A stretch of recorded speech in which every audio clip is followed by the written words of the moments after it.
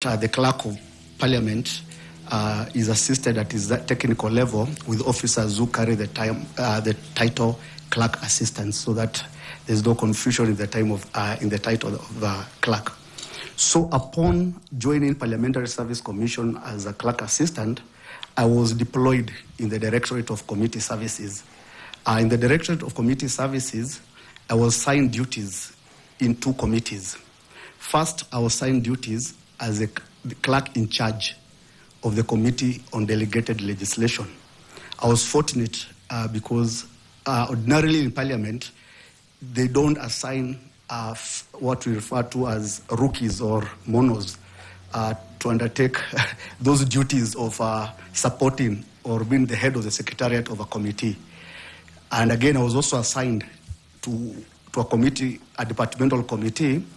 By then, it used to have the name Departmental Committee on Energy and Information, where again, after a period of around 6 months, together with a colleague of mine, whom we had joined together, we were fortunate again to be designated as the lead clerks, which was also an honor of having accorded to us who are the entrants. So at the Committee on Delegated Legislation, this was a new committee in our jurisdiction. We did not have a parliamentary mechanism to scrutinize development of legislations, subsidiary legislations in Kenya.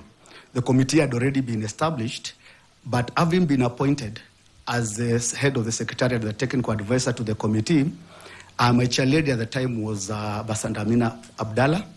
We realized that there were gaps in terms of the standing orders were not adequate. They were not clear enough in terms of how the committee will be able to discharge its mandate. And we also established that there was also gaps at the national legislation, which provided the national legal framework for development of subsidiary legislations in Kenya. Having established that, I assisted the committee to come up with amendments to the standing orders. I drafted the standing orders, and these standing orders are the ones which are still now in the standing orders of the National Assembly, which were also adopted in the standing orders of the Senate. And with the advent of the county governments, those same standing orders are the ones which are applicable to all the county assemblies in Kenya. Basically, these are the model standing order which I assisted the committee to develop. With respect to the issues of national legal framework, we in the committee, assisting the committee and the technical advisor of the committee came to the opinion that there was need to develop a standalone legislation which will facilitate a whole encompassing legislation to assist in the scrutiny of statutory instruments in Kenya. So for that reason, I drafted for the committee a law by the name Statutory Instruments Act. That is the law which now governs the development, scrutiny of subsidiary legislations in Kenya. Well, still at the Committee on Delegated Legislation, around the year 2012, since the Elections Act provides that all the electoral regulations must first of all be submitted to Parliament for pre-approval, we in the committee were assigned the duties of reviewing the regulations which were supposed to midwife the elections which was coming in 2013. It took a while before the regulations were submitted to Parliament. In fact, my experience in that regulation is that I had to walk all the way to Anniversary Towers and literally came carrying those regulations because it was in November, around October, and that there was a set timelines when the regulations are supposed to be developed. So with that having been tabled, in the Joint Committee of Delegated Legislation and Legal Affairs, I worked together with my colleagues and also officers from the IC to review those regulations. We drafted them for a period of 5 days. And of course, they were done in a hurry, so we had to do 80% of the work. That was my first engagement with electoral laws. We drafted the elections regulations, general regulations. We also drafted the voter registration regulations, and we also drafted the dispute resolution regulations. These were the regulations which were passed on time to assist on midwife the elections. Chair? Do you want to proceed with your introduction so that we deal with your introduction before your achievements? So, yeah, okay, I can. So basically, I can say So you had reached at clerk assistant after after working as a clerk assistant, I was deployed in the legal department in Parliament, where I rose through the ranks as a senior legal counsel, and eventually by the time I left Parliament, I was a principal legal counsel. Chair, in the year 2013, I applied and was appointed as a founding clerk of Nairobi County Assembly. I was sent there as an interim clerk, and I was the one who was supposed to start and develop the county assembly. So that was also the path. I worked there for a period of 9 years, and afterwards, I left the assembly in the year 2022 after the new government had come into place, and there were challenges which, given opportunity later, I'll be able to explain. And I was supposed to, given the circumstances, I was either supposed to go back or start my legal practice. For that purpose, I decided to open my law firm, where I am now as a managing partner. I'm also a consultant.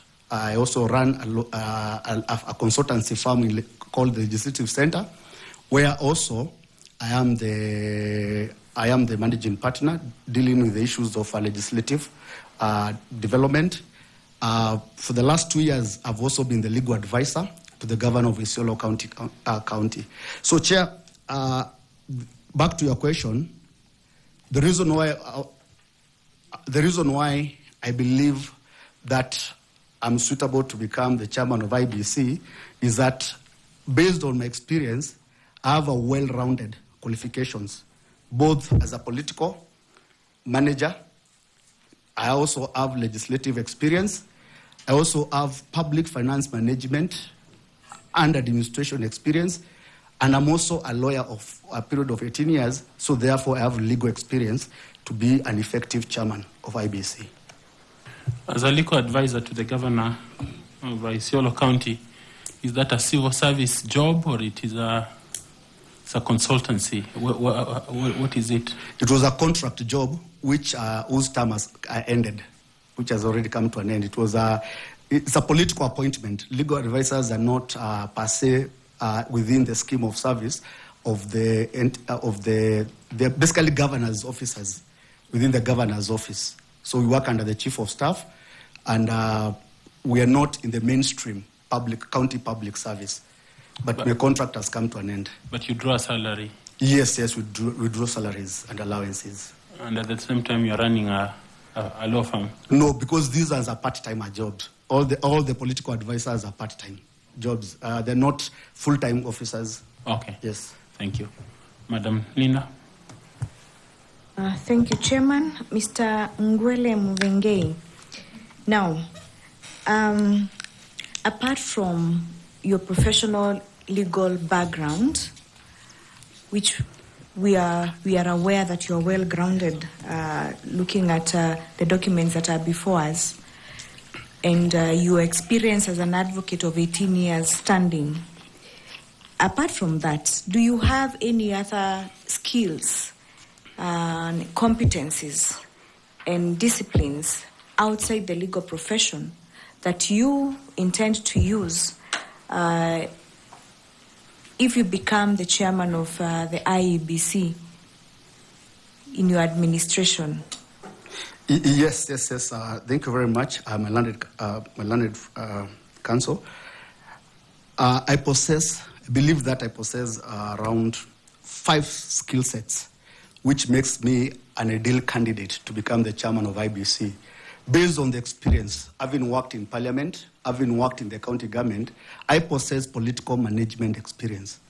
I believe that the chairman of IEBC, the IEBC is a political institution. The IEBC is an institution which midwives and which assists in midwifing the political process in the country. Therefore, the IEBC requires a chairman who possesses political management experience to assist the commission navigate the political landscape and also in stakeholder engagement with the politicians. Apart from the public, who are also one of the clans for the IEBC, the other stakeholder for IEBC are the political actors. And therefore, a chairman of IEBC requires to possess political management experience. And having worked in national parliament, having worked in the County Assembly of Nairobi, which is a politically charged institution, both of them are politically charged institutions, have developed skill sets and experiences which, if I become the chairman of IEBC, I will be able to assist the commission achieve in its stakeholder engagement and navigate the political landscape.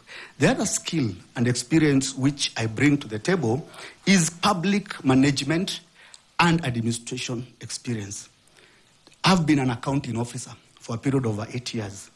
I've been an accounting officer of Nairobi County Assembly. Nairobi County Assembly is the largest county assembly in Kenya. Out of the 49 legislatures in Kenya, if you count Senate and the 47 county assemblies, Nairobi County Assembly is the second largest legislature in Kenya. I've been the accounting officer for that particular institution, and during my tenure in the county assembly, when I went to the county assembly and I was sent by the transition authority to establish the assembly, there were no institutions. I came from parliament. When I landed in City Hall, there were no institutions. The only thing which I went there with was Article 177 of the Constitution, together with the sergeants at arms, officers who serve the assembly. So I had to build the institution from the scratch. At that period of time, I had only 1 month to swear in the members of the county assembly. So upon landing in City Hall, unlike other assemblies in the country who are lucky and privileged to have inherited established structures, that is, all the county assemblies were supposed to inherit the municipal structures, that is, the county government structure, staff, and the buildings. Nairobi County Assembly did not inherit any. All the facilities, the staff, and the employees were transited to the executive arm. So having landed there, I had a period of 1 month to swear in members of the county assembly. And within that 1 month, and there were 127 members. That is the largest number of MCAs in the country. Of course, the second one is almost the structures. The first one was the county assembly structure, which is a constitutional body. Had to assist in the establishment of the county assembly. That is the political side of the assembly. So what skill is that? So this skill is a public finance management and administration skill. Okay. And with that particular skill, just a follow-up on that skill, the county assembly is a mirror of National Assembly. So they have to be the body which is responsible for the day-to-day providing services and facilities and oversight of the administration of the assembly. It's called the County Assembly Service Board. I also had to establish the County Assembly Service Board, where I became the secretary of the board. So here I was the procedural advisor and also the secretary of the board.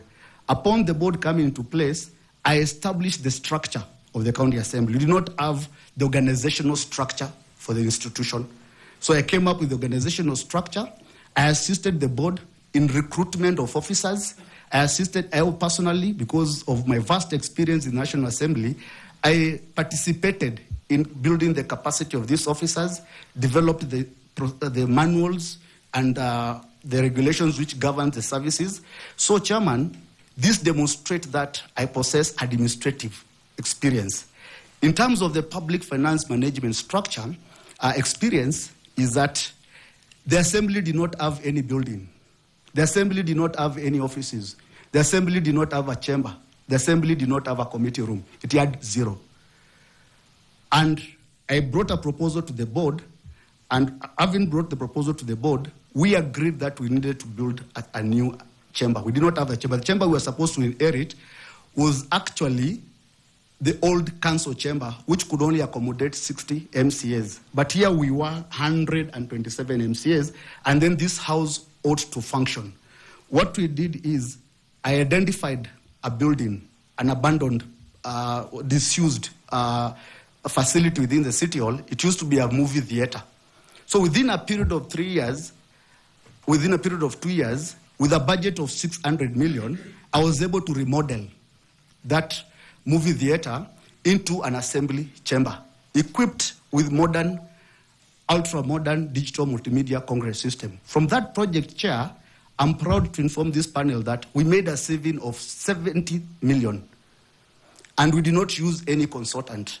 I requested the county secretary to second technical officers from the executive who assisted in the project. That project chair has never raised any single audit query. That project was never investigated, has never raised any criminal or any malpractice in terms of procurement. We delivered it on time, we paid all the contractors, and we never had pending bills. So, Chairman, this demonstrates my public finance management experience. I believe that IBC requires a chairman who has got practical experience, even though procurement is the preserve of the technical officers in the IBC. The IBC requires a chairman who has got hands-on experience, who can guide and assist the commission in implementing its procurement processes. So you have mentioned 4? I've mentioned 2. That is, the other one, Chairman, is the legislative experience. Okay. So I've dealt with the political experience, political management experience. Public administration and finance. Public administration and finance. Public finance management and administration. Legislation. The legislative experience. The next. The legislative experience, maybe, Chairman, if you allow me, the legislative experience is very critical. Yeah. Throughout the period of time, I've served both in the county assembly and in Nairobi and parliament. I refer myself as a legislative expert. I've drafted laws both at the county government and the national level. Even what I do nowadays, in my consultancy, I draft policies for national government agencies. I draft bills for county governments and county government agencies. So I have the requisite legislative experience. Chairman, the IBC, right now, there are legislations which are pending approval by the Commission. I'm aware that the IBC has got around 4 bills which are waiting approval.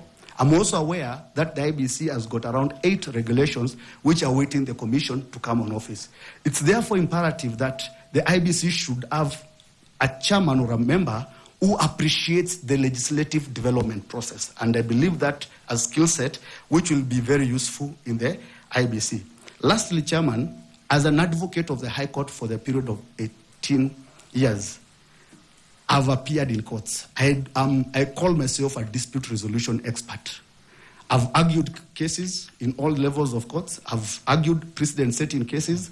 I'm well-grounded in the areas of law.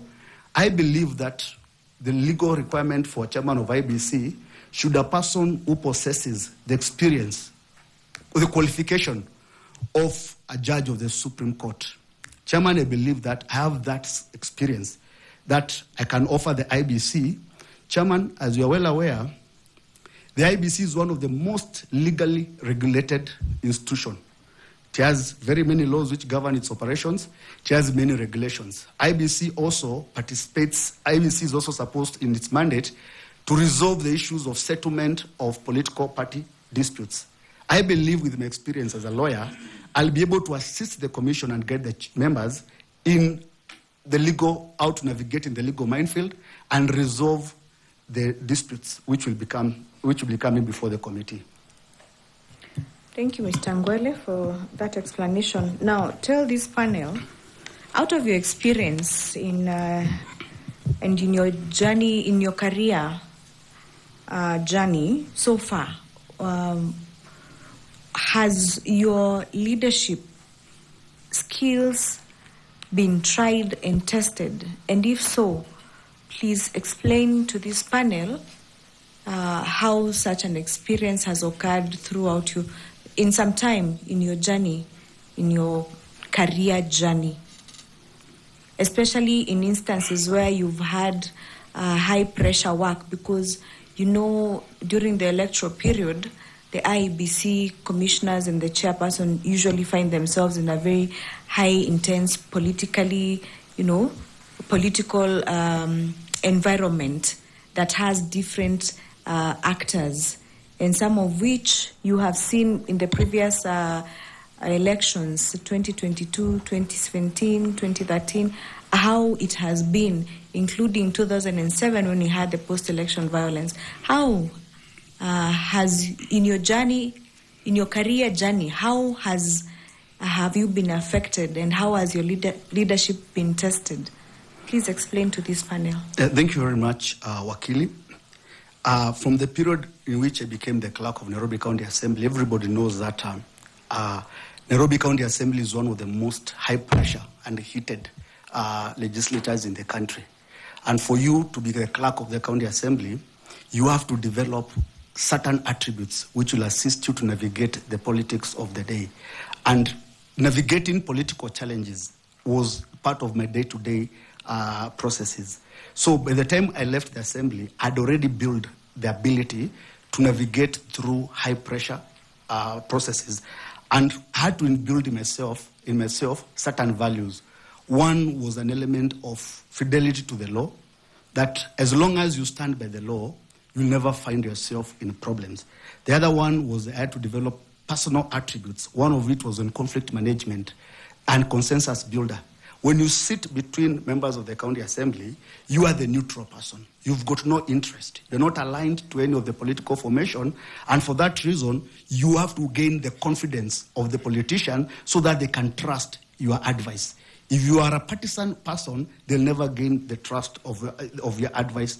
And from that, I emerged as a leader in the Nairobi County. And of course, throughout the process, I encountered challenges. My biggest challenge was in 2017, when now the county assemblies were being sworn in.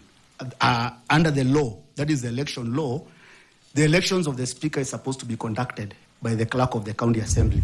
Basically, the clerk of the county assembly is the returning officer in the elections of the speaker. That is under the Elections Act and the standing orders. In 2017, I was the one who swore in the members. And before I went to swear in the members, the governor had already gazetted the swearing of the members. Around 8:30, I received a call, and I was told to go to the county governor's office. There was an urgent meeting. When I went to the office, I got into a room, dressed and robed, ready to go to the chamber to swear in members. I found a collection of members, leaders from parliament, senate, even my political leaders. And the issue at the table was that the list of the nominated members had been gazetted earlier, a few days earlier, and according to the discussions on the table, some members had been sneaked in. So the request for me was to delay or to stop the swearing-in ceremony and elections of the speaker. Yet it is a statutory function. There I was standing, and these were the mightier of political heavyweights in the country. So I stood there. One of the leaders looked at me and told me, kindly use wisdom. So at that particular time, I told the members that the gazettement has already been effected, that the swearing-in must be conducted. And the time of swearing-in has already been gazetted as 9 a.m. The only way you can stop the swearing-in is by production of a court order. Of course, the argument was that there was a court order going round. I demanded for the court order. I told them, using my political management experience, I told them, this is the law, but I can only stop when you produce the court order. So the best I can do as a consensus builder, I'll go to the chamber, since the standing orders allow you as a speaker, because of the speaker of the day, to adjourn the sitting so that I can allow the court order to be produced. So I told them I'm going to go to the house, I'm going to invoke the powers of the speaker of the day, because knowledge of a court order as a lawyer, and you know it very well, that you can be in contempt of court when you're aware of existence of court order and you've gone against the court order. So I assigned one of my legal counsels to go with the court and assist to get the court order. I called after 1 hour. She told me they have not even gone anywhere. So there was actually no court order.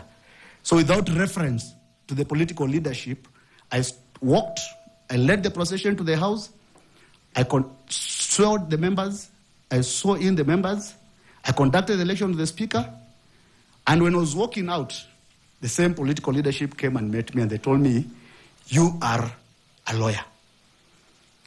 So I was basically able to navigate that process through the fidelity to the law and through my political management skills, which I've gained over a period of time. Thank you. Thank you very much, Mr. Ngwele. Back to you, Chairman. Thank you.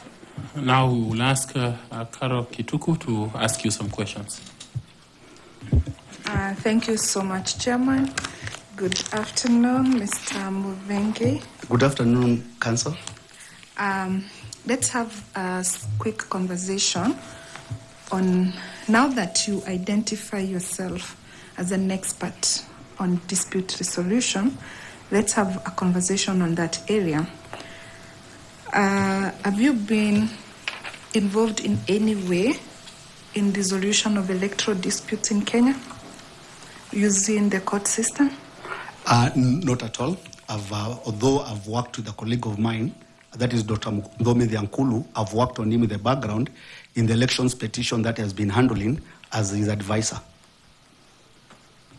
But not in the technical appearance in the court, but I've been working with Dr. Ngwele IEBC in the petitions. I've worked with him with the petition which was for the last election petition. I also worked with him. So that the reason why I worked with him also wanted to learn. Which one is this? The presidential, this gubernatorial? Which one? Yeah, this is the presidential petition. Okay. Yes. All right. So let's pick it up from there. So what is your understanding of the mandate of the IEBC in regard to dispute resolution of the electoral matters? Thank you very much, our council.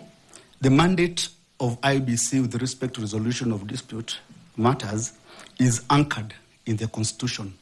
Under Article 88(4), the IEBC is given the mandate to resolve electoral disputes.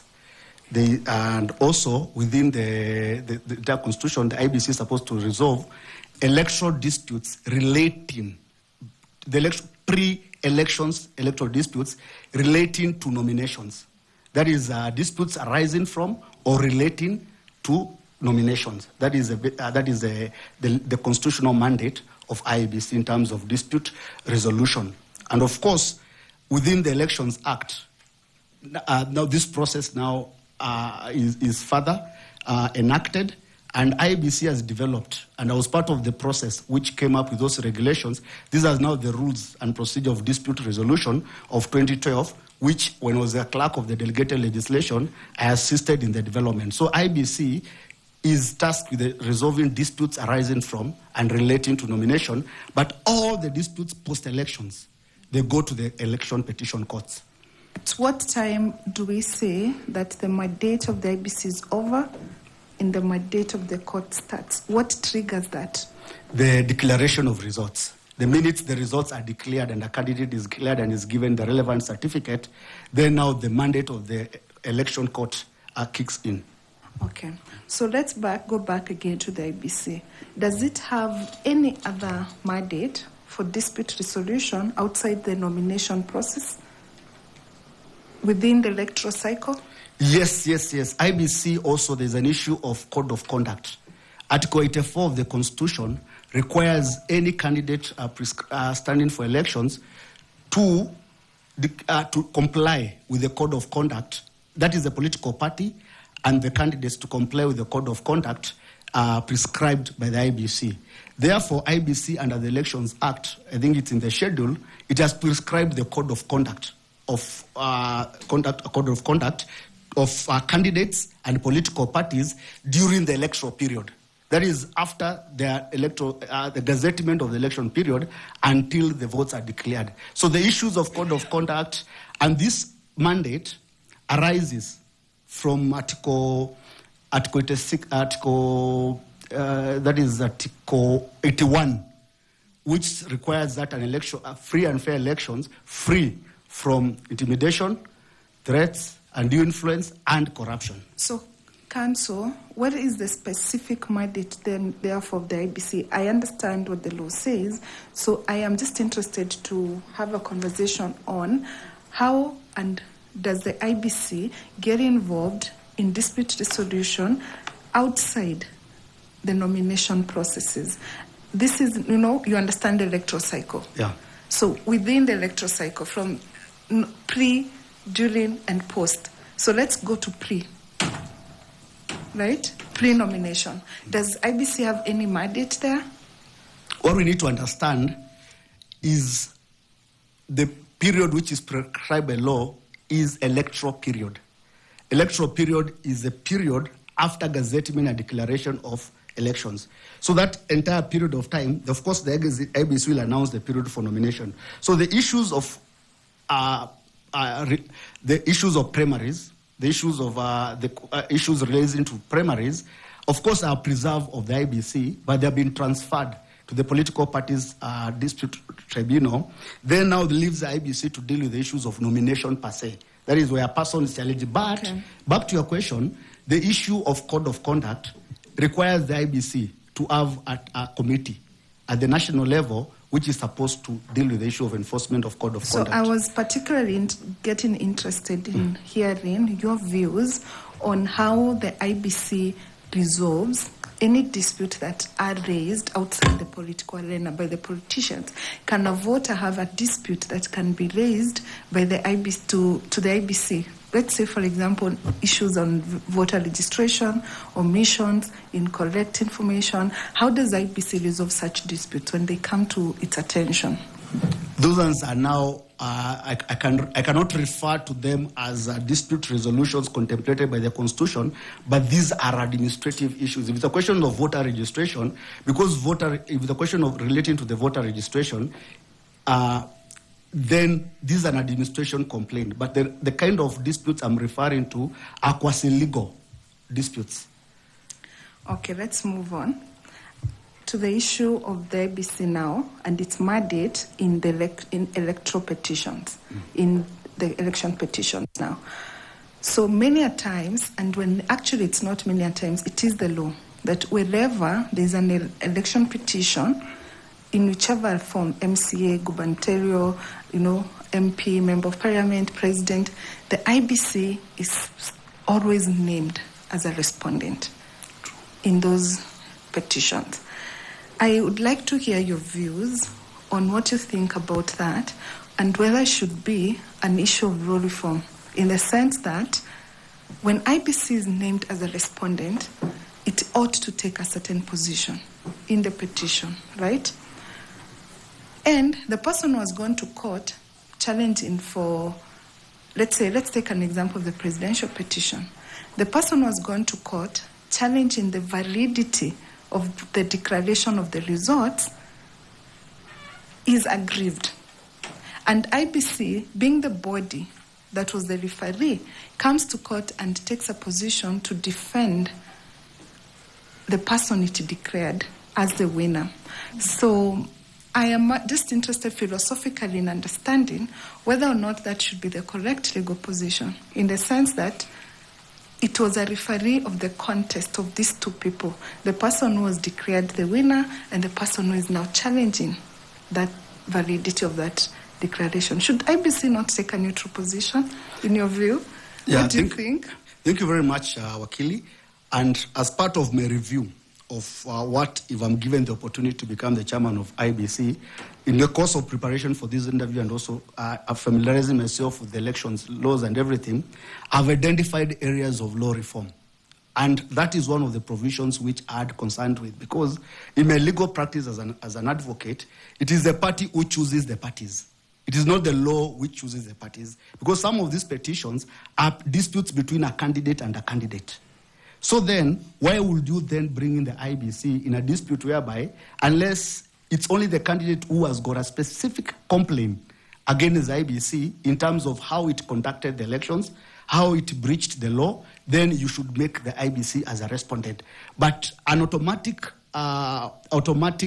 enjoining of IEBC by law in all electoral petitions, whether they're for MCAs or anybody, when the IEBC has got no stake, has got no claim in that petition, I don't think it is it's proper, and the same ought to be relooked at, because it has an issue of costs. The biggest, one of the largest, that is the highest expenditure in legal services for IEBC post-elections is payment of lawyers of their legal fees. And you know very well, as a lawyer in your practice, if you are brought in court, you're entitled to your fees.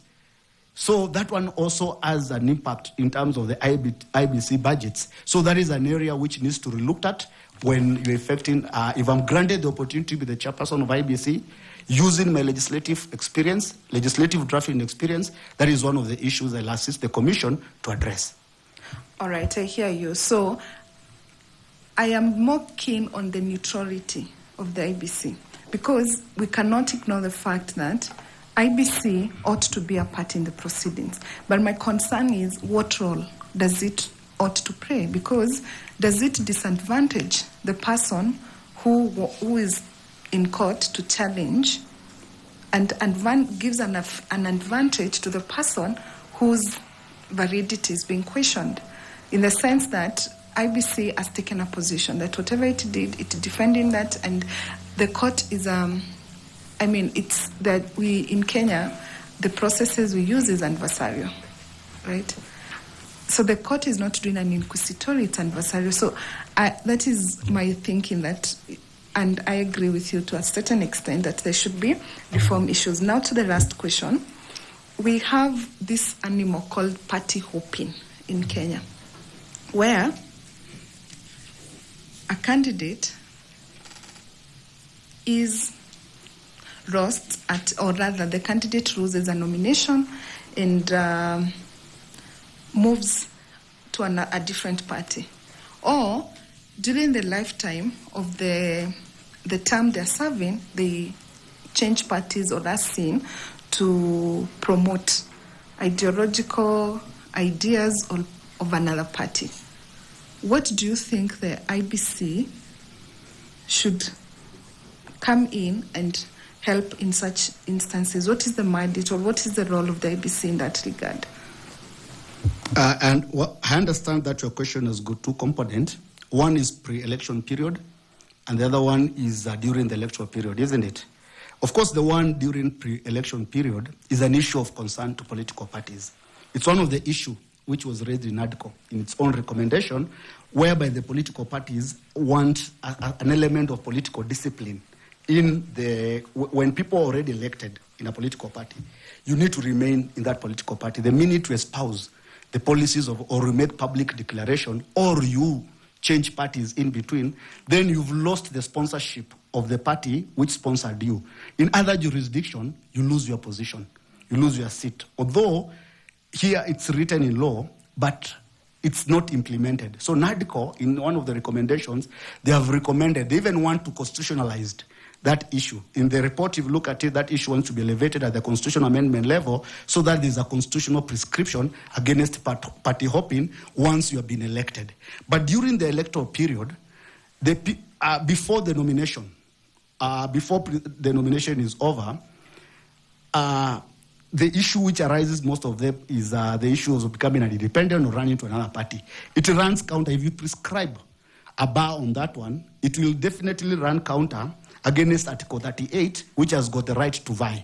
Because unless you cannot block a person, if maybe was rigged out in this particular nomination, then that particular person still has the constitutional right to vie in another party. But it's the question of the question of party membership also applies. Can you change your party membership at the last hour? But the constitutional rider on Article 38 will still play. But I think that is an issue to be provided for in the Political Parties Act. So you've raised another issue that triggers my concern. Mm-hmm. When somebody, as you say, has been rigged out at the party primaries and they become independent candidates, does that in any way promote democracy? And does it raise any concerns? Like, at one point, you were a member of a certain political party, then you did not get the certificate for nomination, then you resign from that party, and then you become an independent candidate. How does that sit within a democratic state? Of course, the right to be an independent candidate is a constitutional provision. I think that is Article 85. Which provides... Sorry, back to your question. I am asking, in light of the fact that you were not independent from the very beginning. Yes. You were associated with a certain political ideology of a certain political party. But because it did not go the way you wanted for one reason or another, now you come back, now you want to be independent. Of course, it does not augur well in a democratic setup. What as IEBC needs to do as a regulator of nominations, what the Constitution has prescribed as a function of IEBC and the guiding principles of an electoral system, the IEBC is supposed to regulate nominations. So what IEBC should do, and I'm granted the opportunity to be the chairperson, that's an issue which I'm going to deal with, is to straighten up the issues of political parties nomination. we need to deal with the issues of political parties nomination, because nominations are the first stage to an election. And in some instances, there are constituencies whereby if you win nomination, you become an automatic, you have won the elections, basically. The election day is basically a crowning moment. So what IEBC needs to do, and based on my experience in terms of law reform and legislation, is to implement the component of IEBC which requires to draft the guidelines for nomination. IEBC needs to step forward, number one, to frame clear guidelines on election nominations. Number two is also to police the election nomination so that we can build confidence. Part of this confidence deficit, people are talking about IEBC and the elections as a whole, is how shambolic way in which political parties are conducting their political parties nomination. So if IEBC is able to come up with clear framework, because there's nobody else granted the same mandate in the Constitution other than IEBC, then we'll stop this process of party hopping. You will lose your elections and the nomination, you will concede, and we'll move on and wait for the next election. But as long as the political parties, there are no clear guidelines, the conduct of elections, the nominations is still in doubt, then we'll always experience that challenge, which is not good for democracy. All right. Thank you very much, Mr. Muvenge. All the best.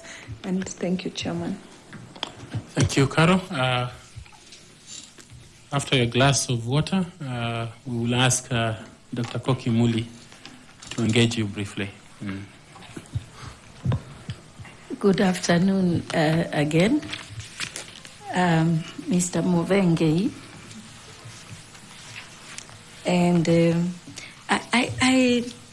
I am one of the things that this panel wishes to accomplish at the end of this process is to hopefully have persons who can help us or help Kenya address all issues of the challenges to elections and come up with reforms and also with systems and processes and structures that restore the integrity of the electoral process and also advance the democratic credentials of the country. And therefore, these issues of what, if you are successful as a member of the IEBC, but most importantly as its chair, there are going to be some of the key priorities that you have to put in place in order to advance this agenda we hope we can all collectively achieve as a country. There is one thing that has worried Kenyans and of course the country, and which affects the democratic credentials of Kenya, and that is voter apathy.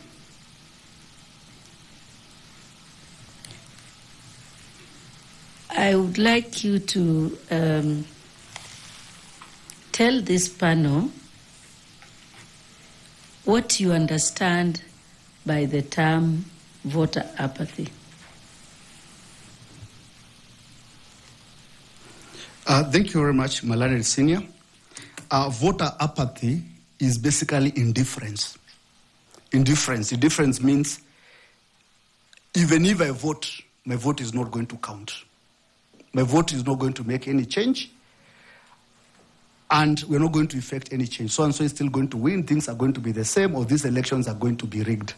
And that kind of attitude is the one which leads now to low election turnout and disengagement with an electoral process and disillusionment in the electoral system.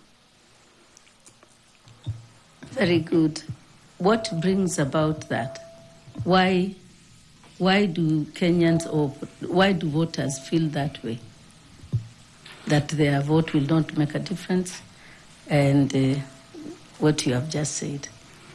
Of course, part of the issue, which of course is also is beyond the mandate of the Commission, is basically the general economic, socio-economic conditions arising in the country.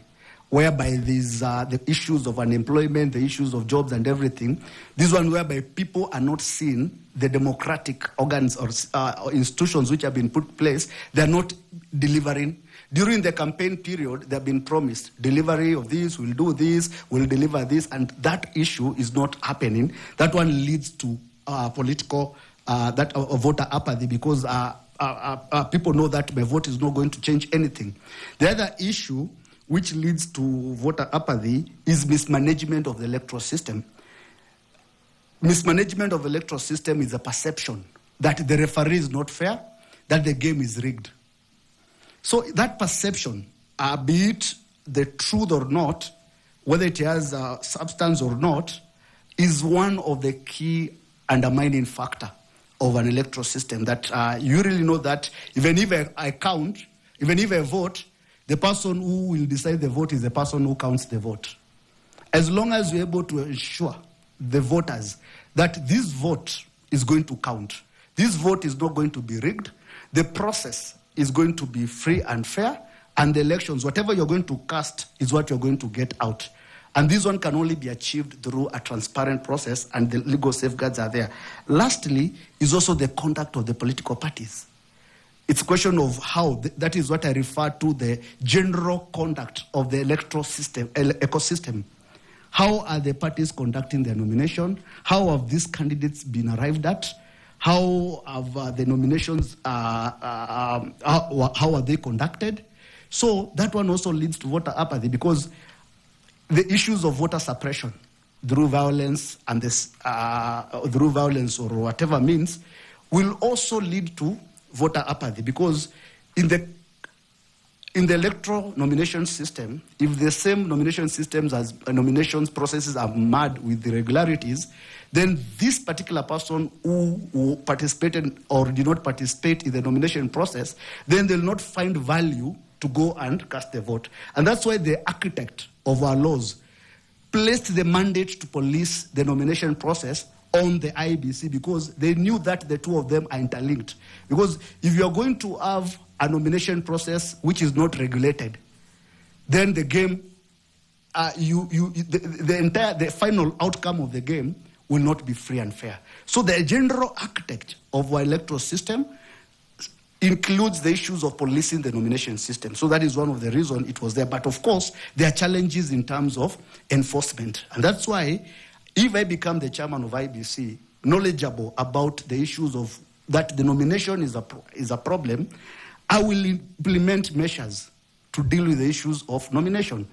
How do you deal with the issues of nomination? I've been City Hall for a period of 8 years. I've witnessed nomination. I know the games which are played, voter suppression, and so on. So that is one of the issues which leads to voter apathy.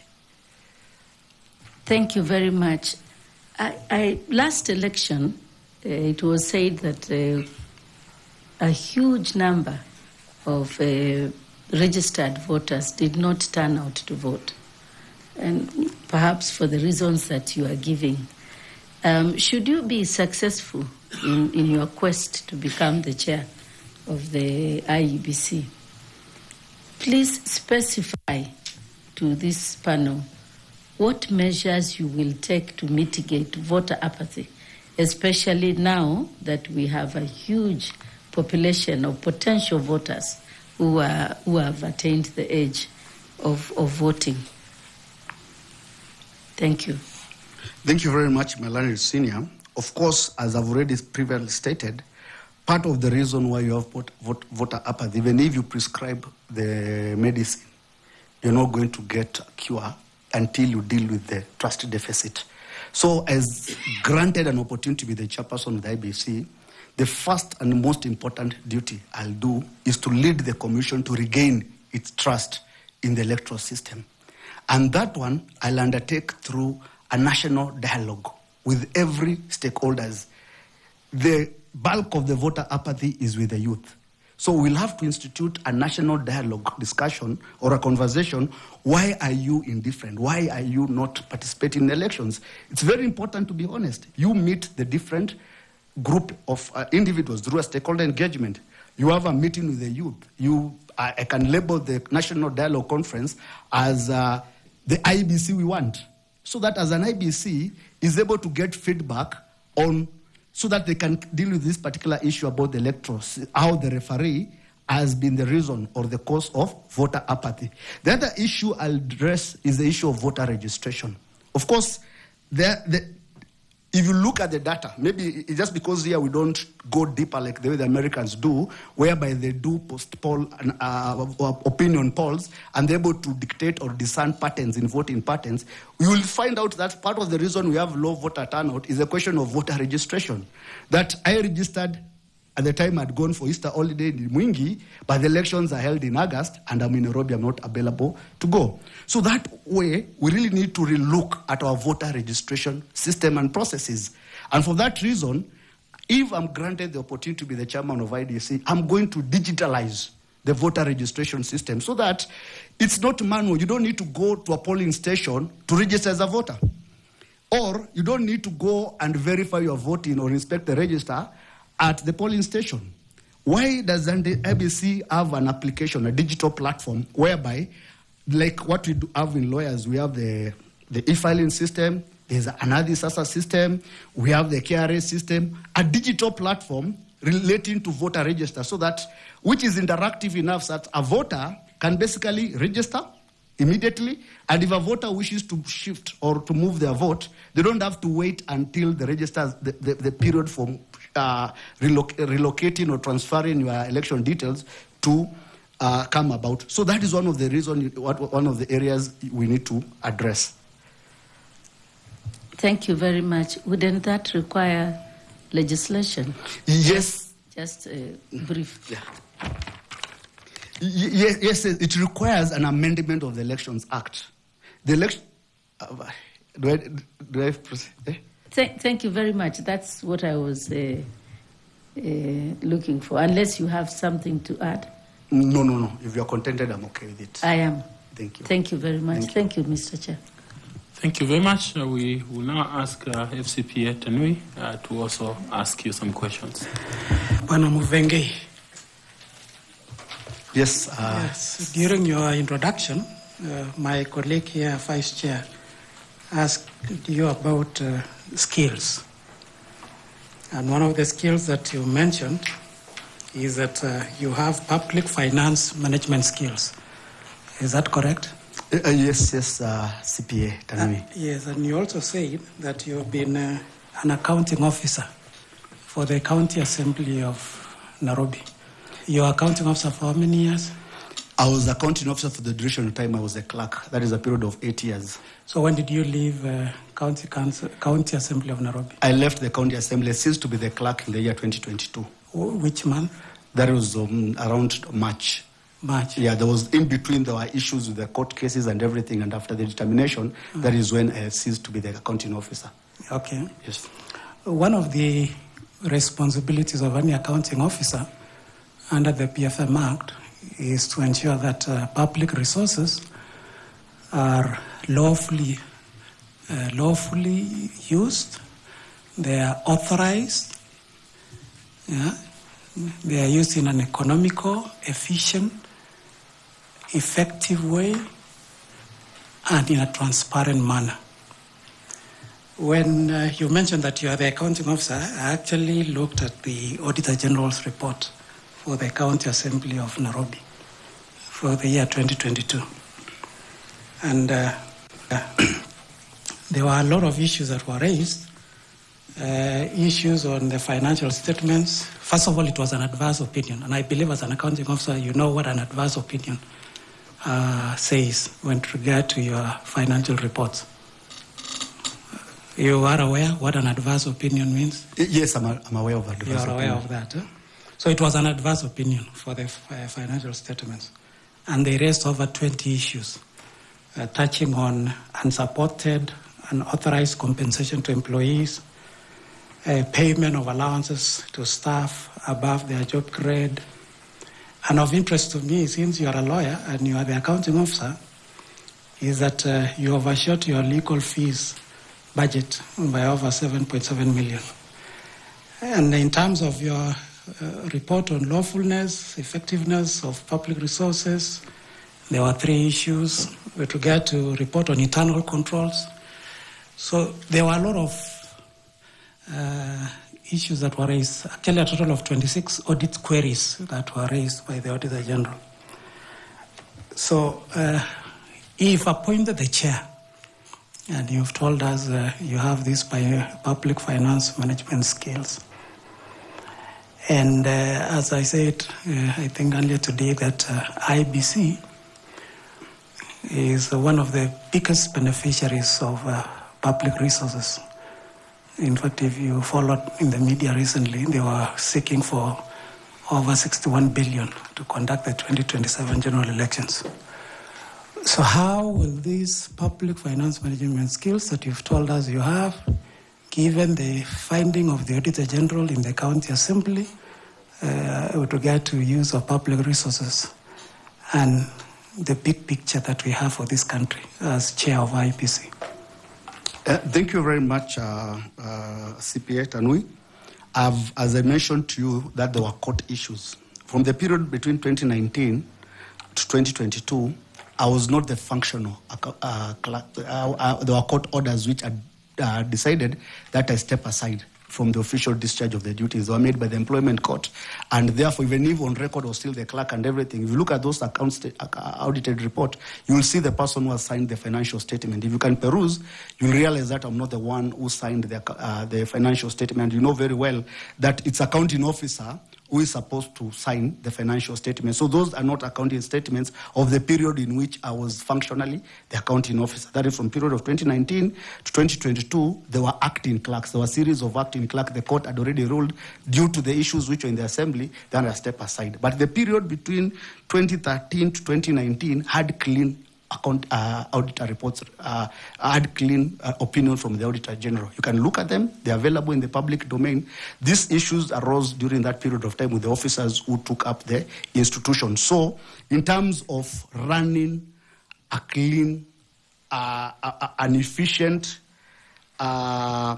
institution in terms of financial management, my period from 2013 to 2019, those reports of the Auditor General are very clear that we were very effective in the use of public finance. I understand that the IEBC, as you have already put, the IEBC is one of the biggest, it has a huge budget, and those expenditure patterns are during the period of time, during the elections period.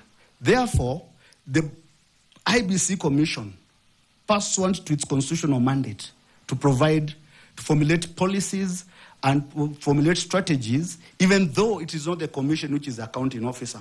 The commissioners are not the accounting officer. The accounting officer is the secretary to the commission. But using the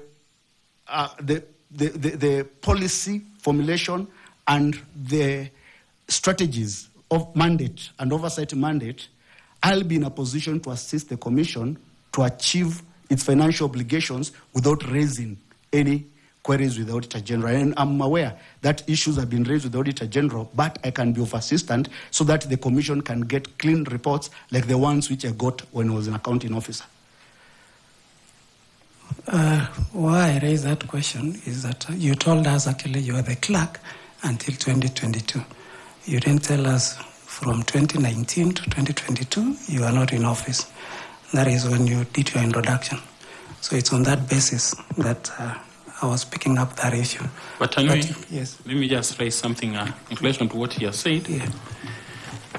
In the year when he was the accounting officer, year ended 2018, June 30th, there was 211 million shillings paid outside IFMIS from the auditor's report. 211, 351, 680 were made outside IFMIS during the financial year 2017-2018 as tabulated below by the County Assembly.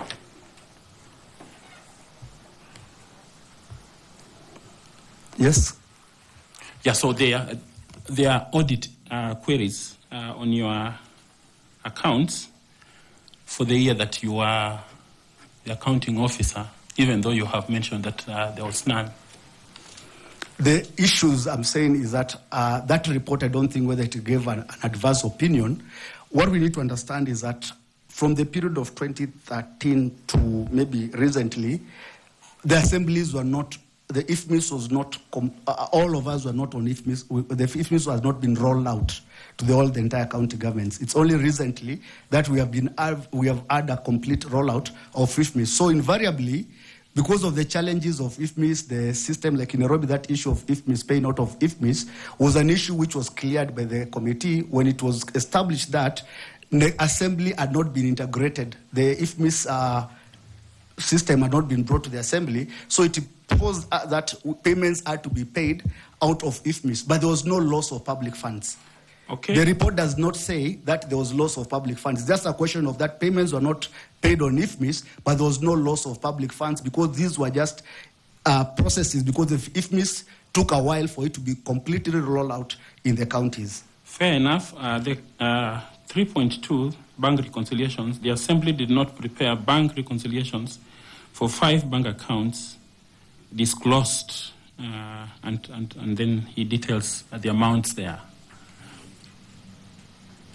So there's quite a bit from the reports that you have alluded to have been clean. I think there's quite a lot. It's just that time does not allow us. But can you please proceed? Thank you, Chair, for those clarifications. Let's move on. One of the areas that have come out, and I think you did mention that there are several bills and regulations that are yet to be enacted or promulgated that touch on IEBC. One of them is the IEBC fund. What would you, as a chair of IEBC, what would you do to operationalize that fund? It is there in law. And as you give us a way forward, how different will that fund be, or how helpful will it be to the operations of IEBC, given the current funding arrangement that is done through the Exchequer? Thank you. Thank you very much, Chair. The issue of IEBC fund is not unique to the IEBC only, the issue of funds. It's also an issue at the judiciary with respect to the judiciary fund. It's also an issue at the parliamentary service regarding to the parliamentary fund. Even where I was in the county assembly, our laws which governs operations establish the county assembly service fund. But the law can establish fund, but the fund has to be funded. So that's where the problem is. The fund is basically like a basket, it's like an account. It doesn't generate its own money.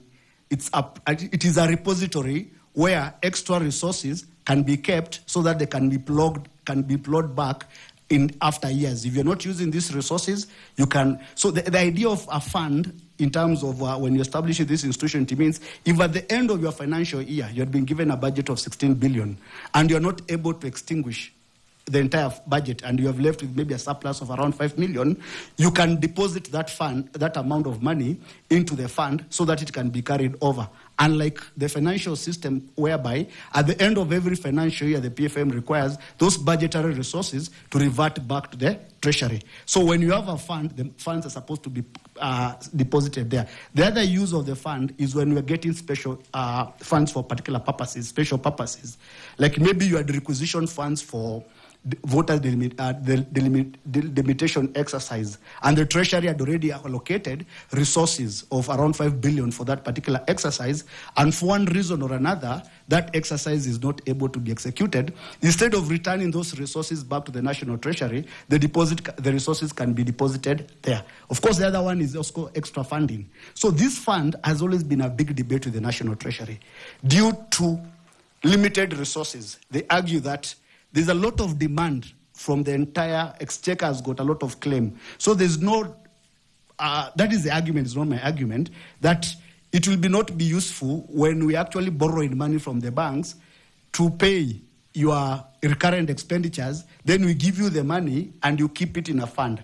But the reason why the IEBC fund was supposed to be kept is that these resources can remain with IEBC even if they're not utilized, all of them. It's a question of engagement with the National Treasury so that they can understand. And for that reason, it's very incumbent upon the IEBC commissioners who understand this public finance arrangement to negotiate. And that's why I'm offering myself based on my political skills. It's a question of negotiation with the National Treasury.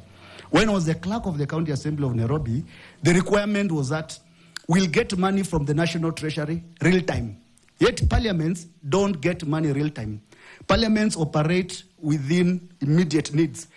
There's a need for money today, then you need to pay for that services. But the controller of budget had come up with guidelines whereby you can only, first of all, requisition the funds, and once you requisition the funds, that's when you're going to be paid. But the funds may be to pay for an emergency, maybe a trip or a retreat or something. So what I did, using my political management skill and experience, had a meeting with Madam Agnes Odhiambo. And we agreed, explained to her, look, the assemblies are different. We really need to have money in our bank account to fund our operations. And the agreement we agreed on, that she will allow us to get 20 million in advance. We utilize that 20 million, and then we account later, then we get the next refill. And for that purpose, we are able to have a sustainable flow of activities without interruption. And that is a negotiation. So IEBC requires that skill, that you can be able to go to offices and negotiate. You can go and explain your position to the National Treasury, because having interacted with the National Treasury, myself as an accounting officer, it's all about negotiation. It's all about explaining your position and understanding. Then this fund can be activated, it can get money. Those activities, when we have not utilized our resources, we can still retain the resources so that we don't even end up with issues of something like pending bills. One of the greatest causes of pending bills is that the financial year comes to an end, you already have a contract which is ongoing, and by the time the new financial year has hit in, then their resources have already been transferred back to the National Treasury, and you are supposed to rebudget again. But when you have a fund, if IEBC was in the process of procuring some goods and services, it's able to store those resources in the fund because they had already been budgeted and paid back at the end, at the advent of the new financial year. We will be in a position now to go back to the fund and pick up those resources. It's a question of having a pocket. I'm not able to buy today, I've put the money in this pocket. Tomorrow, I'll be able to pay when you deliver the goods. That is basically the idea surrounding the IEBC fund. Thank you. And lastly, now given your area of expertise as an accounting officer, you've appointed the chair of IEBC.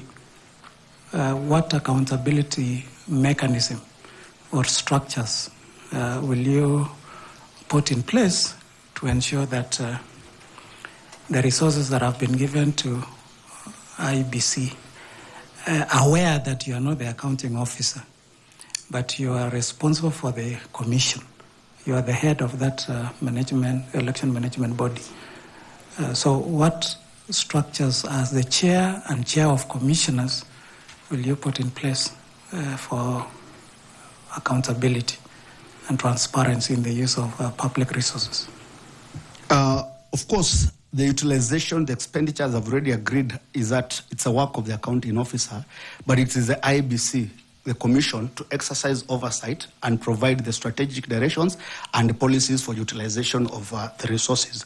So I'll implement two mechanisms. First is a question of procurement planning, financial planning and procurement planning. One of the areas whereby you have challenges in terms of effective utilization of the resources is lack of proper procurement planning.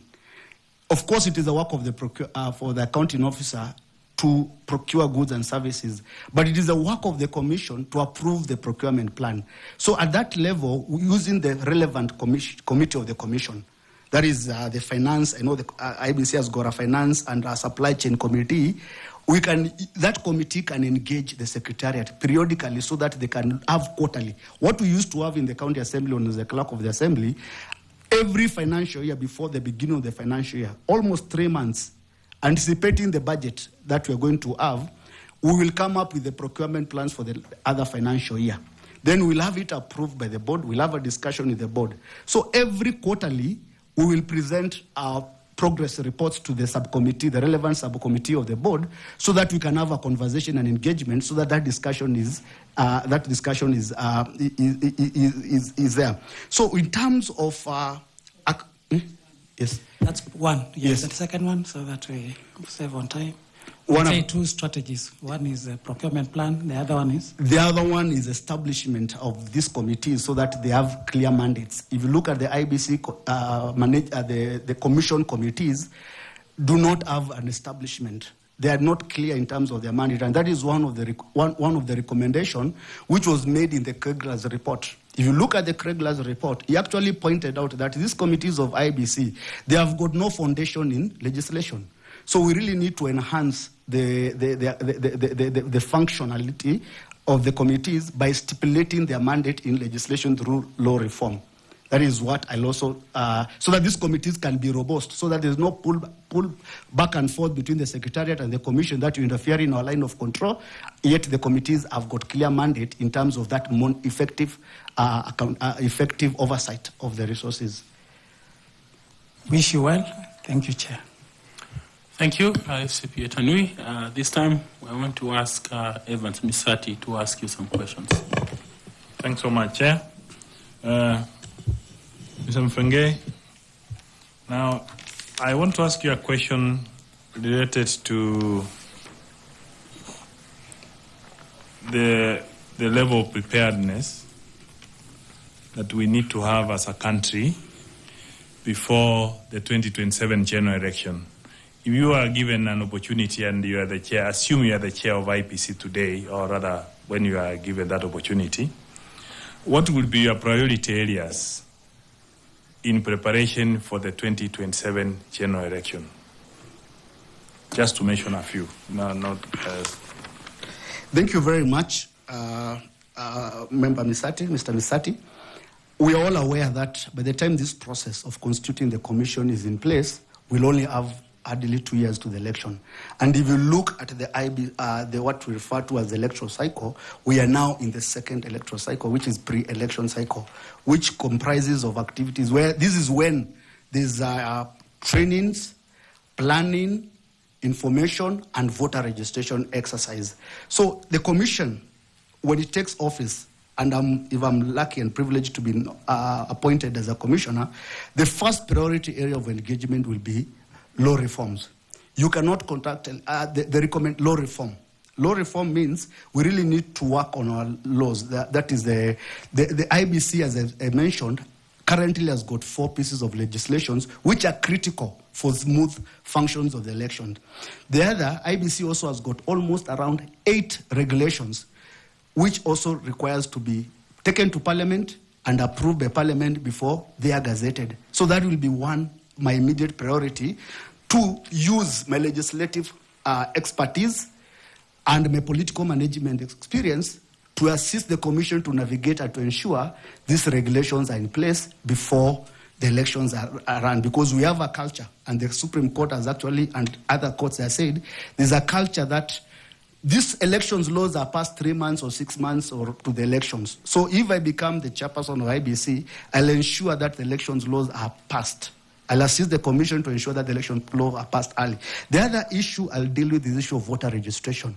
We really need to deal with that issue of voter registration.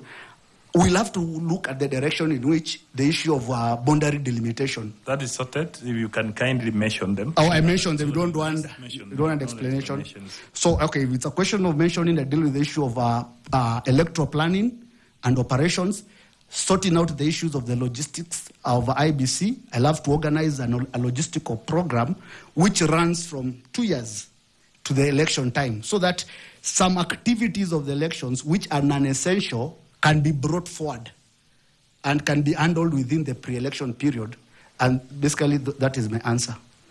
Thanks so much. Now,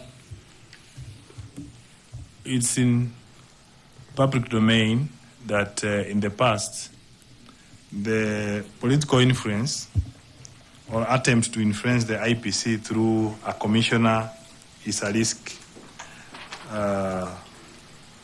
So what do you think you can do as a chair if you are faced with such an influence? And how will you mitigate that as a commission? You know what happened in Formas?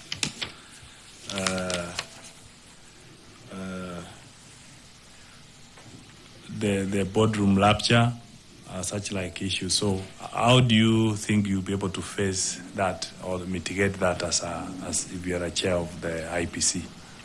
Thank you very much, Mr. Misati.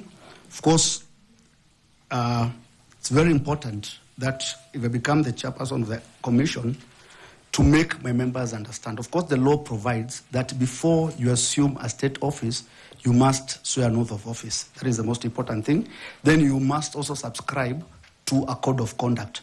So it's very important at the outset for the members of the commission to understand the code of conduct and the extent, especially Article 74 and 75 of the Constitution. So Are you saying the ones who did that had not sworn the code of conduct or not sworn to...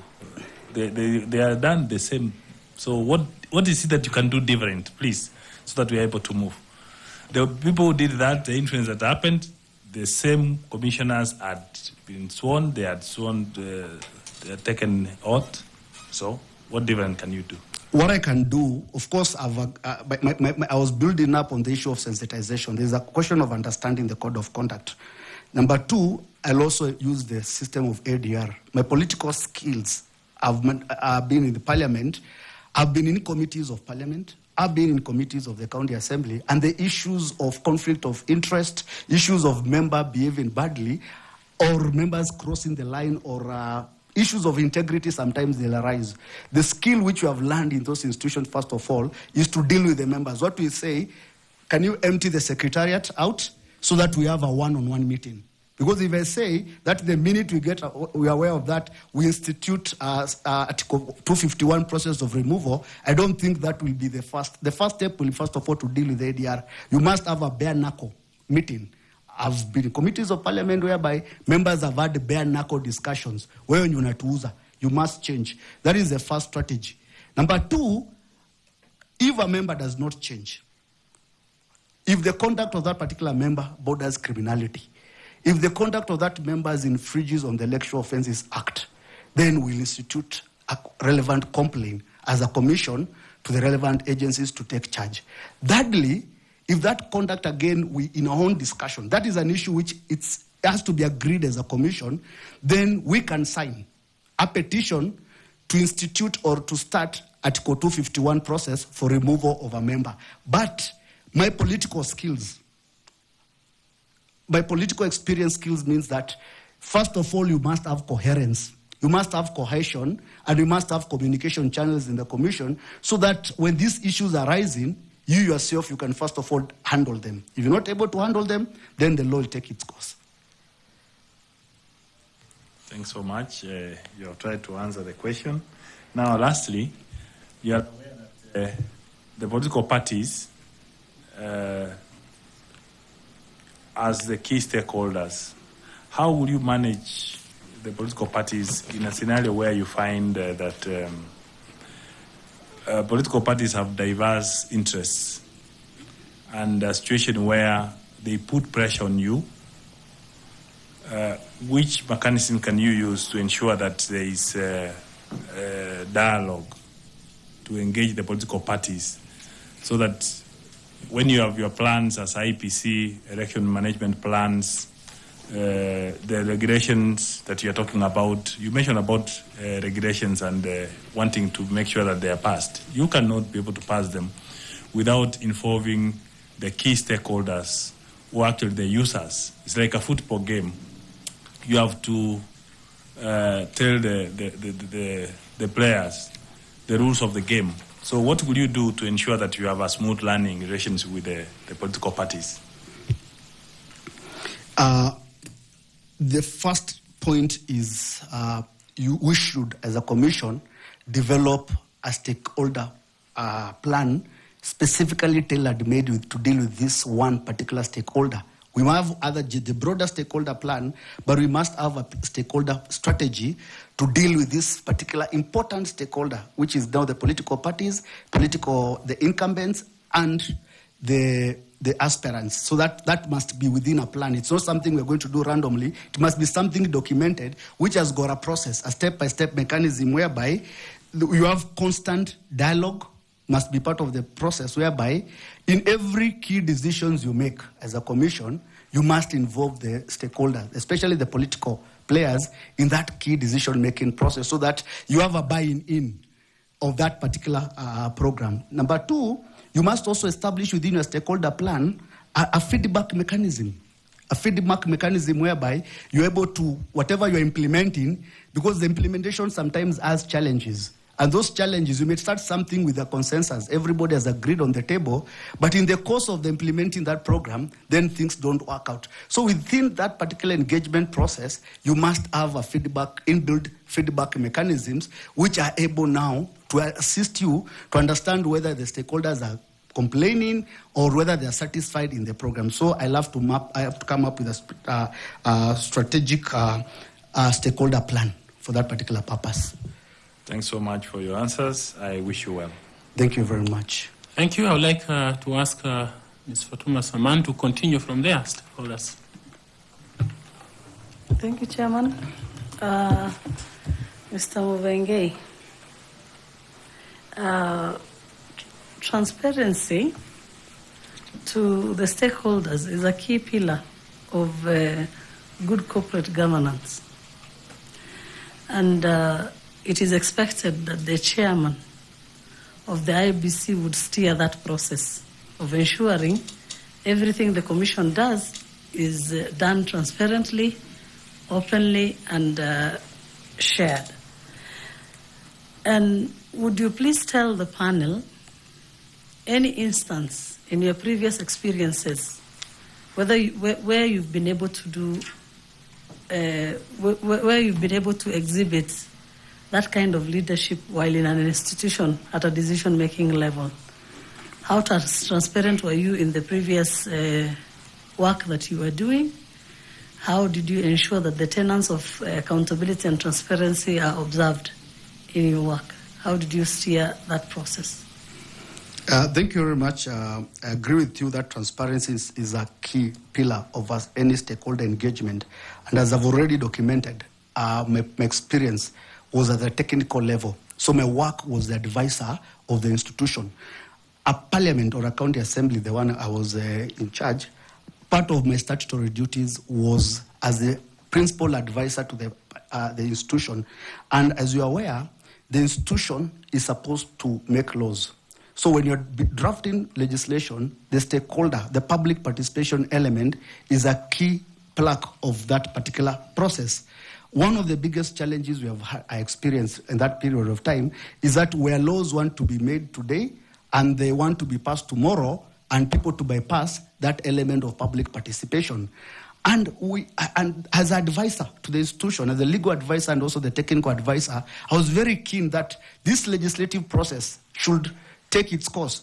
If a bill has been read the first time, there's a process in Parliament which calls, like, you can reduce the maturity period so that it doesn't undergo the entire period of time contemplated by the law for maturity. So you have these issues of passing the law very quickly, then you bypass the stakeholder public participation element. That is one of the areas that I was very key and very keen on. The issues of policies also, once the policies are brought to the institution, there's an issue that which arises that the executive will bring policies. You will be called to a meeting at the office of the governor. They'll tell you we need to have passed this housing policy, and this policy must be adopted tomorrow so that we can proceed. But as the technical advisor of the House, I was stuck to the rules that this process must undergo the relevant public participation exercise. The other issue, apart from the legal requirement of public participation, was the conduct of the public participation. There is what we call cursory, or you are doing public participation for the sake of ticking the boxes. Public participation, as I'm aware, as a lawyer, going by the decision of the High Court in Kiambu County, because in 2013, the Kiambu County Assembly did the same thing. They passed a budget without the adequate stakeholder engagement. And that issue went to the High Court, and it led to the court case, which has become the bedrock of of effective or the extent of the public participation exercise. So aware of this legal requirement, as a clerk, I ensured that we have effective public participation, which means the relevant actors. If you are passing a legislation in Nairobi, you must, if affecting Matatu, you must have a presence of those stakeholders, and those stakeholders must also be explained what is there, because what we want to achieve is to get a feedback, so that this feedback can enrich our legislative process. So that has been my experience as advisor of the Assembly in terms of the requirements and how to conduct stakeholder engagement in critical matters of law. And granted an opportunity to be the chairperson of IEBC, having undergone through this particular process, having first-hand experience in terms of the legal consequences of not undertaking an effective stakeholder engagement, I'll be in a position to assist the Commission to navigate this particular process through my expertise and experience. Thank you. I just want to do one small follow-up question to the question that was asked by CPA Tanui. Sorry, FCPA Tanui. And you are trying to suggest that IEBC can actually be keeping money, or rather funds, beyond the stipulated financial period. Did you know that the 1 year financial period stipulated for every government agency and institution is purposely meant to control performance? And in that, if an institution is not able to utilize the funds allocated in a year, it is a sign of lack of good performance. If you're not able to absorb, if an institution is not able to absorb the monies meant for that financial year, then it means there is lack of capacity or competence to use the money. Or something else has changed, because that is always the assumption. I don't know what the expert has to say on this, but I don't want to involve you in a debate, but I just wanted to point that one out so that you don't leave the room thinking that that would be appropriate. Basically, I can assist. I can just basically answer. Of course, if at the end of financial year you have not exhausted your budget resources, it means there's a challenge in terms of your internal processes, how you have been able to manage your public finance resources, in terms of procurement planning, and also implementation of those particular plans. That one is basically for a commission, that will be an issue. As an oversight, part of oversight mandate of the commission, that will be one of the issues the commission should ask itself. Out of our procurement plan, why have you not been in a position to utilize these resources, and have you have led us to have surplus resources or to return money to the Treasury? However, back to your question, of course, the Public Finance Management Act provides for that. This money must, at the end of the financial year, all the unutilized resources, they're supposed to revert back to the National Treasury. However, as a legislative expert, because I've drafted similar legislations which have got funds, I've drafted the Kenya Agricultural Livestock Act, which restructured CARI and established CALRO.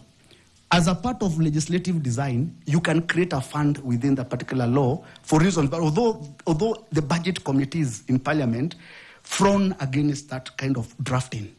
So basically, there are certain exemptions made to certain institutions so that they can be allowed to keep money beyond their financial year. And that is why the legislative design is to have that money deposited in a fund. So that fund now can be, if you have not been able to complete, or maybe this particular procurement process for if you start procuring Kim's kit now, and we have already obtained almost 10 billion from the National Treasury for IBC for the next financial year. And then this process has been marred with court cases like it has happened before, where the matters have dragged all the way to the Court of Appeal. The IBC, the idea to have the fund is that this money now for that exemption or circumstance can be deposited in the fund, so that once you resolve, because the procurement has already been started, and by the end of the day, the court can also agree that the procurement was done properly. You will now proceed and continue with the procurement. But what will happen if you don't have those resources, you'll have to go back and restart procurement afresh. So that is the legislative design of having a fund. And that's why it has been given to few institutions, Parliament, Judiciary, IEBC, and also the county assemblies. That's the one in the legislative design, the funds are created for that particular purpose. Okay, thank you very much. I would like to ask Bwana Bore to also ask you some questions. Ngwele. Yes, sir. In the discussions you've had with you, one of your strengths you believe is political persuasions and ability to negotiate. You have mentioned a few cases where you talked to the Auditor General to allow you to do some arrangements so that you can have some little money to spend. While that is the case, between 2017 and 2018, and I think 2019, you spend most of your time running away from your office, maybe because of MCAs and the clerk of the assembly trying to chase you away from office. Wouldn't you use your political skills to negotiate yourself back to the office? Thank you very much, Mr. Bore. I think if you were to ask me today,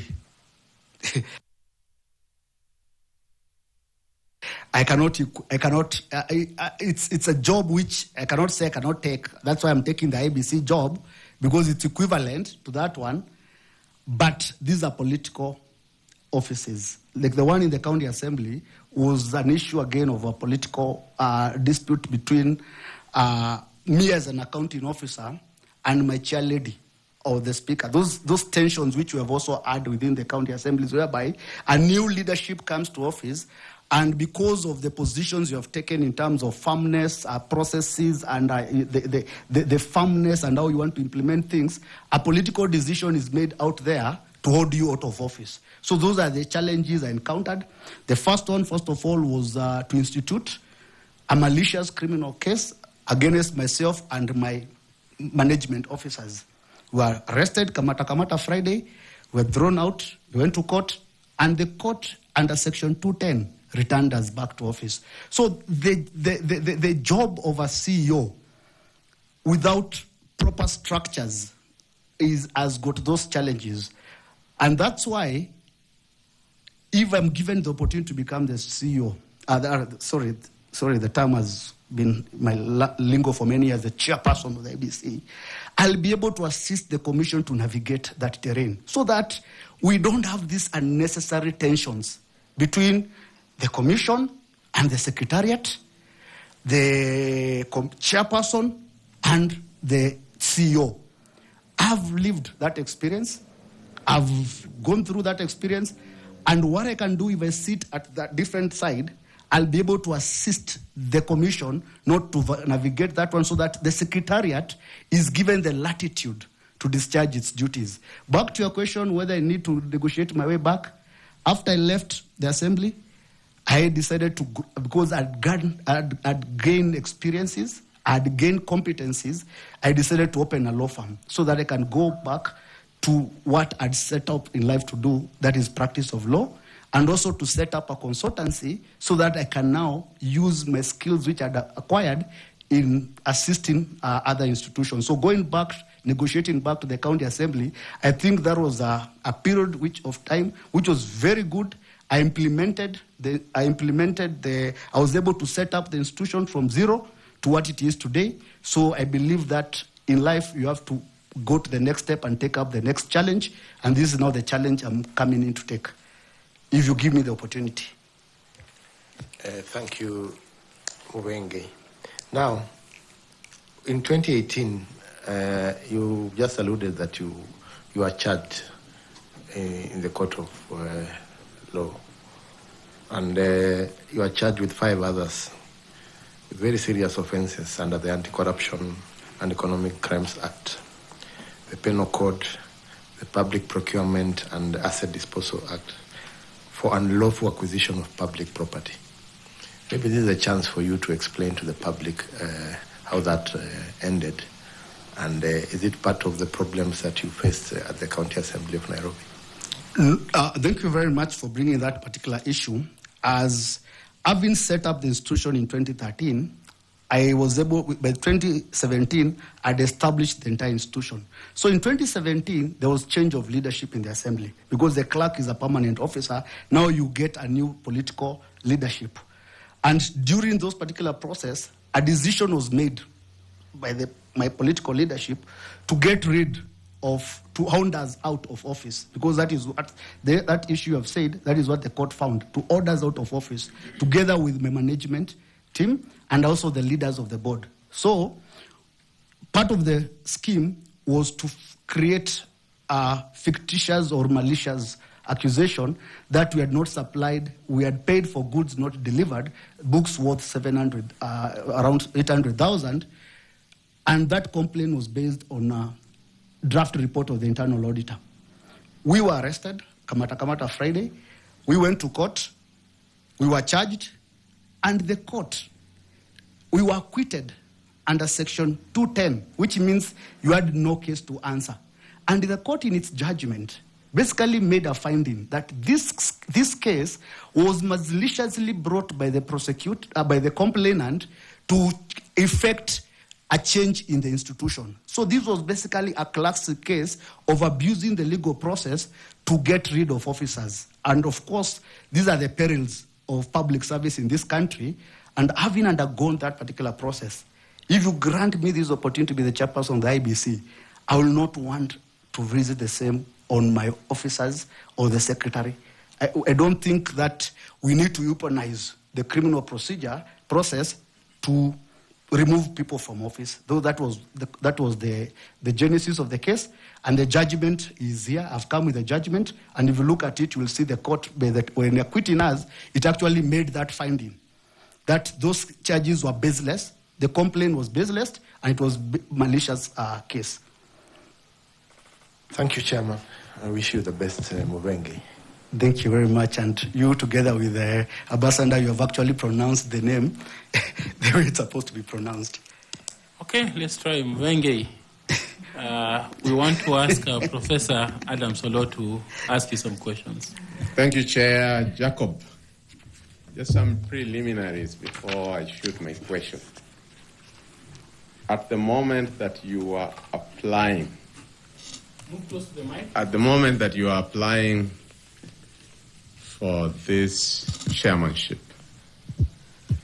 were you aware that the Parliamentary Service Commission would be providing secretarial services to the selection panel? Actually, I was not aware. I just saw the advertisement the last minute. I moved very quickly. I just picked up, even if you look at my CV, I had not had an opportunity to engage on it, so I did not know that the Parliamentary Service Commission will provide the secretariat services to this particular body. That is in spite of your legislative expertise that you told us that is your forte. Anyway, I won't ask because you knew what I was going to ask. Yes, I know.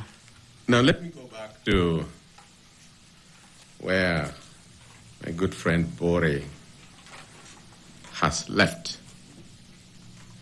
Because one of the things that you talked about as your skill set when you are answering the vice chair, and as Bore has clarified, was political skills. And I think you have spent some time showing us how your case was weaponized politically. What Bore was trying to say was that if you have political skills, then isn't it also true that in that political divide, you had your side of the political class fighting your case? What do I mean? That after you were acquitted, rightly so, you decided not to take public office, that even the one you took in Isiolo, is more of advisory, and it happens, using your political skills, that the governor there was at one point both minority and majority leader in the Nairobi County Assembly. What does that tell us, given the job that you want to take, which is a political office? Wouldn't one insinuate that if you became IEBC chair, you'd use your political skills?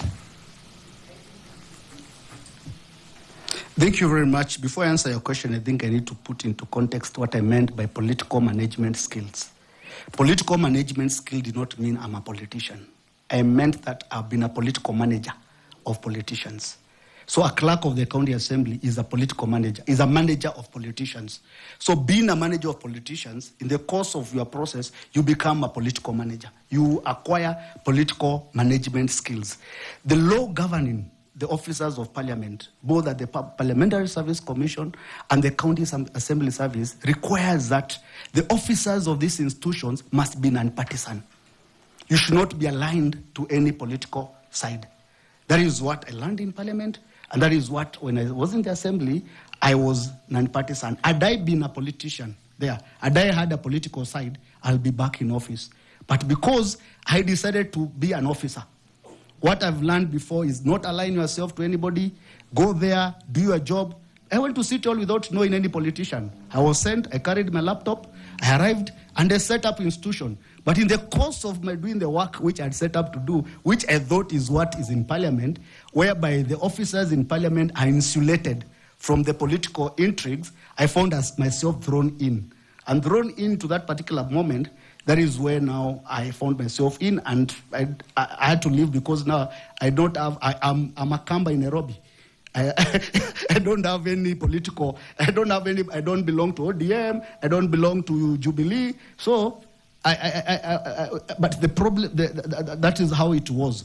Working for the governor in Isiolo, the governor was, when we started the assembly, he was my minority leader, he was my majority leader later, and also he was my member of the board. So we worked well with him.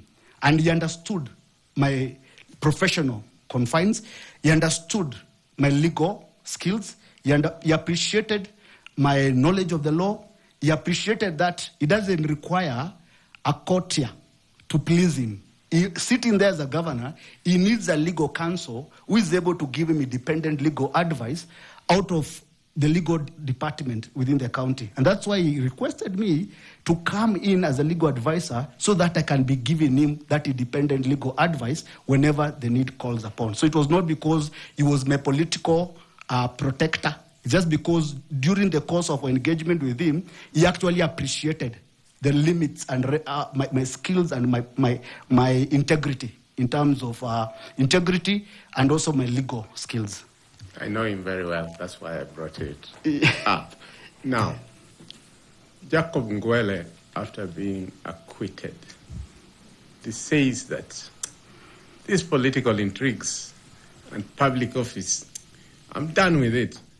I want to go and open my law firm and do what I professionally was trained for. Those are your words. Yeah? I did not leave because I was acquitted. I came back to office and then a new political regime. Yes. No, okay. It was during the new political regime that after they failed to get me out with the criminal case, they went ahead and instituted another process. And in between I realized that... You decided, let me go and open my law firm and proceed. And then barely 2 years later, Jacob Ngwele again is like, I want a public office. Where does Jacob Ngwele draw the line? Wouldn't the same political intrigues follow you into the IEBC chairmanship? Or what clothing does IEBC chairmanship have that will keep you away from the political intrigues that drove you away from the clerk of the Nairobi County Assembly? Thank you very much, Council.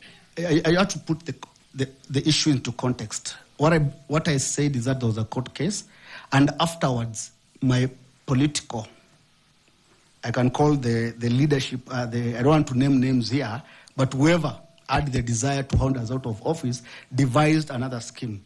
And that scheme was basically to question how my transition from Parliament to the county assembly, how it happened. And that the issue, of course, was created there, that I was not properly there. So many issues arose. And basically, my natural inclination was to go back to Parliament because I'd come on secondment. But I realized at that particular point that instead of going back to Parliament, having grown through the profession, having attained certain skill sets, having attained certain experience, it was good for me. It will be demoralizing for me to go back at a junior position. It's better now to grow further and pick up the next challenge, which it's the destiny of us lawyers. So I will not be a quitter. Become a chairman of IEBC, I'll not be a quitter. Lastly, can you share with the panel any experience you have had in managing teams and resolving conflicts, especially in high-pressure situations, if you have come across any? Thank you very much.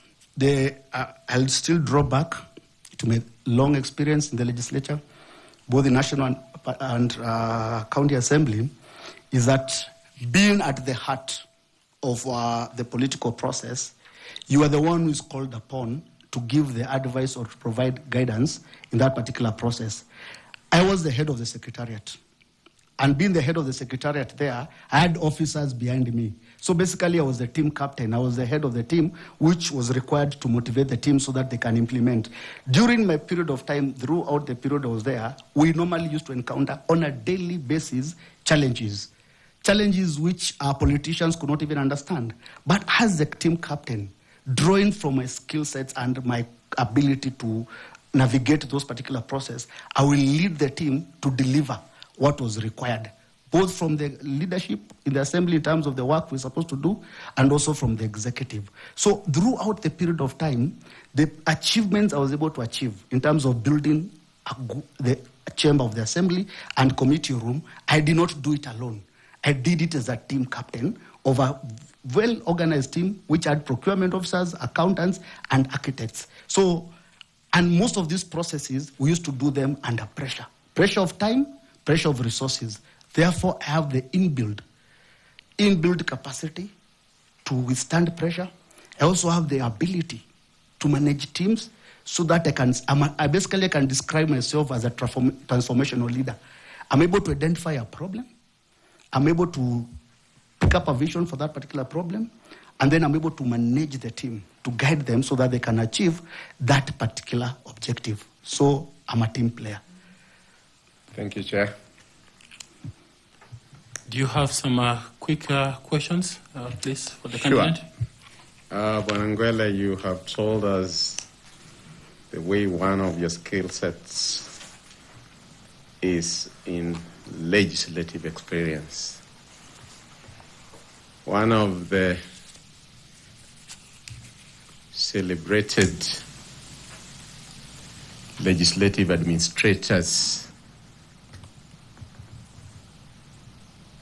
and served for very long as a parliamentary clerk in the 70s. He wrote Parliamentary Practice in Kenya. More recently, posthumously, he wrote, or his writings were published, Parliamentary Demise and Rebirth in Kenya. Who is that person? The clerks have known, this one might have been James Ngugi. Rather, it was James Ngugi because the clerks of parliament, one was James Ngugi, then you have Japheth Masia, you had Ndiri, and then you had Gishoi. So if he was in 70s, the clerk who was in office at 70s was basically James Ngugi. And James Ngugi was succeeded by Japheth Masia, that was now post-70s. So let me try and correct a little bit. Yes. Do you know of a parliamentary staffer Who wrote those two books? Yeah, if it's a parliamentary staffer, then it's definitely my colleague, my former colleague, Kirui.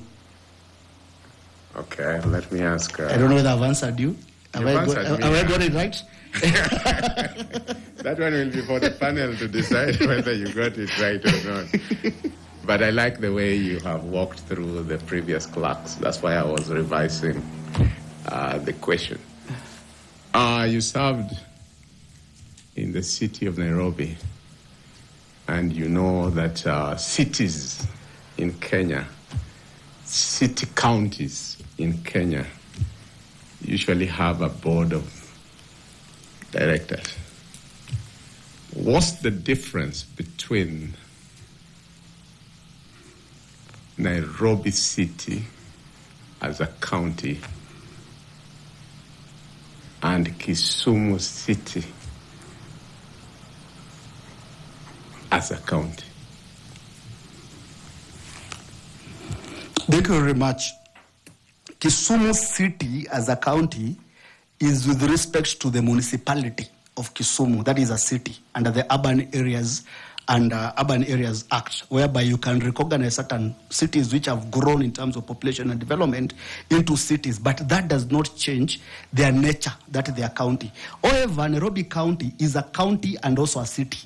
All of them are merged together. So you'll never go and create the city of Kariobangi or the city of Buruburu. There'll always be one city in Nairobi. But if Kisumu was privileged enough, they can have two cities if they're able to grow those urban areas to the levels envisaged under the Urban Areas and Cities Act to be cities. They'll gain recognition, so you'll have one county with two cities. But Nairobi is a city and a county. Thank you, Chair. Thank you, Mr. Ngwele. We have enjoyed this discussion with you. Very robust responses and answers, and we are grateful that you came. We would like to ask you if you have any question for us or any comment you'd like to make, kindly. Thank you very much, members of the panel. I'm very grateful. I've gone for interviews before. This is one of the most engaging interviews because the traditional format of interviews I'm used to is who is this, what is parliamentary practice, what is the section line of the law and everything. And this one is one of the best interviews I've ever attended in terms of able to draw out the particular, the qualities of that particular candidate. Thank you very much for the exercise you're undertaking. I wish you the best, and I wish you the best so that you can deliver for the country the best commission to deliver the will of Kenyans. Thank you very much. Thank you. Wishing you all the best in your endeavors. Feel free to pick the water with you and the notebook. You'll find your documents as you walk out. Thank you very much, and blessings to you. Thank you very much, and Chairman and members of the panel. Asante.